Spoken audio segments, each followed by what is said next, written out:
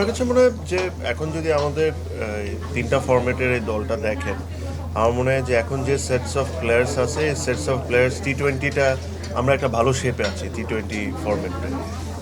I am sure এই যে প্লেয়ারগুলোই খেলতেছে they all are capable players. মাঝে মাঝে অনেক সময় আপনার ক্যাপাবিলিটি অনেক বেশি থাকতে পারে, বাট ইয়োর সেলফ রিয়েলাইজেশনটা ইজ অলসো ভেরি ইম্পর্টেন্ট, যে আপনি আসলে এই ফরম্যাটে কিভাবে খেলবেন বা এই ফরম্যাটে আপনি কিভাবে খেলবেন। They all are talented players. আমার কাছে মনে হয় যত তাড়াতাড়ি ওরা ফরম্যাটের হিসাবে খেলাটা যত তাড়াতাড়ি বুঝবে তত তাড়াতাড়ি এই সাকসেসটা আসা শুরু হবে। আমার কাছে মনে হয় যে ওপেনারসগুলো যারা আছেন, স্পেশালি ওডিআই ফরম্যাটে এমন একটা ফরম্যাট যেখানে আপনার টপ থ্রি থেকে রান আসাটা খুব ইম্পর্টেন্ট হয়ে দাঁড়ায়। অবশ্যই মিডল অর্ডার তো ইম্পর্টেন্ট। সো আমরা রিসেন্ট টাইমসে ইউ আর রাইটলি মেনশন যে আমরা ওডিআই ফরম্যাটে স্ট্রাগল করছি, যেটা নর্মালি আমাদের জন্য সবচেয়ে স্ট্রং পয়েন্ট ছিল।